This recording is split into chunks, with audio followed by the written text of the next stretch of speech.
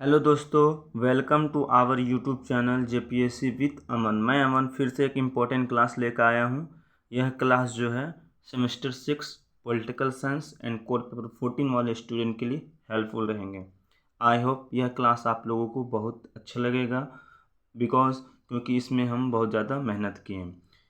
अगर इस क्लास का अगर पीडीएफ प्राप्त करना है तो जेपीएससी विद अमन टेलीग्राम में या तो व्हाट्सएप ग्रुप में इसे प्राप्त कर सकते हैं।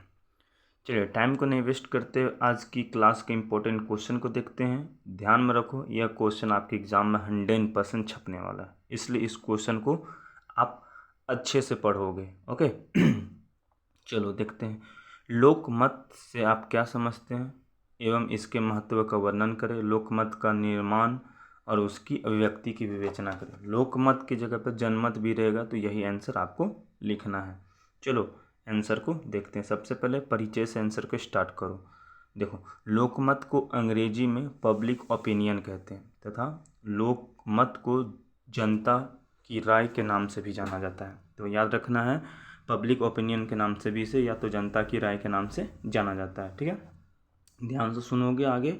देखो, जनमत या लोकमत शब्द जो होता है फ्रेंच पब्लिक ओपिनियन से लिया गया था, जिसका उपयोग, ठीक है, ओपिनियन से लिया जाता है जिसका उपयोग जो होता है ना 1588 में पहली बार मिशेल डी मेटोनेगी ने, जो होते हैं एक विद्वान होते हैं, ये अपने निबंध में, ठीक है, चैप्टर 12 में के दूसरे संस्करण में किया था। तो इसका दूसरा संस्करण जब होता है तब ये इनका उपयोग करते हैं।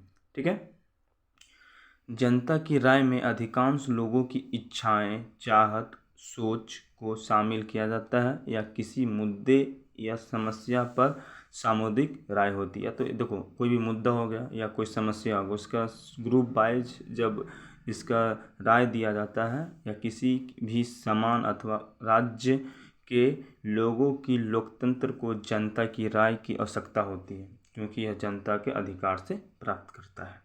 तो इसी प्रकार से हम इनके परिचय को वर्णन कर सकते हैं। ये इम्प्रेस करने के लिए लिखो लाइन। ठीक है, आगे चलो देखते हैं लोकमत या जनमत क्या होता है। ठीक है, चलो ध्यान दो।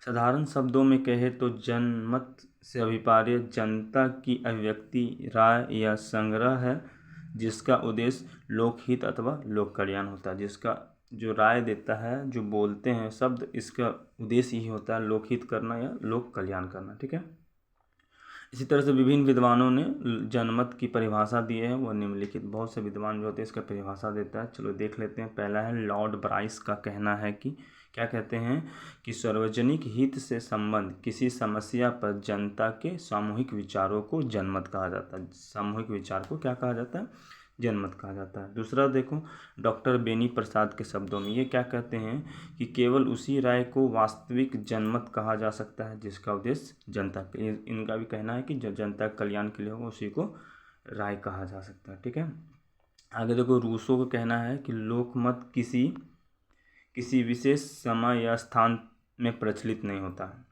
ठीक है, ये प्रभाव विचारधाराओं के आधार पर निर्मित सार्वजनिक मत होता है। एक सार्वजनिक मतलब सबका मत होता है। ठीक है, तो इसी प्रकार से हम समझा सकते हैं कि जनमत क्या। अब आपको एक्चुअल में समझ में आ गया होगा जनमत एक्चुअल में क्या होता है। ठीक है, चलो अब बात करते हैं आगे इनका महत्व। देखो, लोकतंत्र, पहला देखो, लोकतंत्र में सरकार का आधार जनमत है।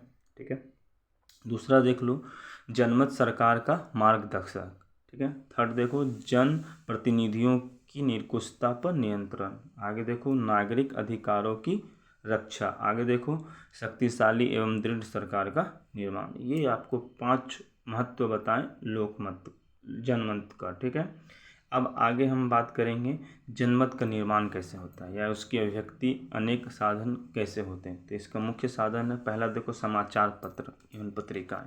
तो इससे क्या होता है ना कि जनमत के निर्माण में सबसे प्रमुख महत्वपूर्ण अंग प्रेस है। जो क्या होता है कि उसमें राय देता है, राय लिखता है, सब कोई पढ़ता है। ठीक है, तो प्रेस के अंतर्गत समाचार पत्र, पत्रिकाएं तथा अन्य प्रकार के साहित्य आ जाते हैं। ठीक है, आगे देखो, सार्वजनिक भाषण, जैसे भाषण देता है। तो जनता के निर्माण में सार्वजनिक मंचों पर नेताओं, जो व्यक्ति विशेष द्वारा दिए जाने वाले भाषणों का विशेष महत्व होता है। इन भाषणों के द्वारा जनता को राजनीतिक शिक्षा प्राप्त होती है और वह सार्वजनिक समस्याओं को जागरूक करती है। देखो, शिक्षा संस्थाएं भी, ये भी जनमत को जागरूक करते, निर्माण करते। देखो क्या तो स्कूल, कॉलेज, विश्वविद्यालय जैसे संस्थाएं में प्रबुद्धि जनमत का निर्माण होता है, महत्वपूर्ण योगदान होता है। ठीक है, शिक्षा संस्थाएं विद्यार्थियों को नागरिक चेतना जागृत करती है और उनके चरित्र निर्माण में सहायक होती है। ठीक है, आगे देखिए, राजनीतिक दल ये भी क्या करते हैं, जनमत के निर्माण सशक्त साधन माने जाते हैं, क्योंकि देखो विभिन्न राजनीतिक दल जो होते हैं ना, अपने विचारों तथा कार्यक्रमों को जनता के सामने रखता है। इससे जनता को अपना मत बनाए रखने की बड़ी सहायता प्राप्त होती है। तो इसी प्रकार से बहुत से कारण हैं, जैसे देखो रेडियो से भी सुन के, सिनेमा, दूरदर्शन, निर्वाचन, धार्मिक संस्थाएं, साहित्य, किताब आदि, इससे लोकमत का निर्माण होता है। और लास्ट में आपको क्या लिखना है, निष्कर्ष, वो खुद से लिखना है और आपको आंसर पिन करना है ताकि हम सुधार सकें। तो इतना सारा पढ़ने के बाद आपको समझ में आ गया कि आंसर जो है बहुत इंपॉर्टेंट है और इसका क्वेश्चन एग्जाम में छपने वाला है, और हम इजी लैंग्वेज में आंसर भी बताए हैं जो आपको एग्जाम में लिखने में आसान होता है। इसी तरह से आंसर लिखो, आपको 20 में 18 मार्क्स 100% मिलेगा। फिर मिलते हैं नेक्स्ट वीडियो में, तब तक के लिए बाय बाय, जय हिंद, जय।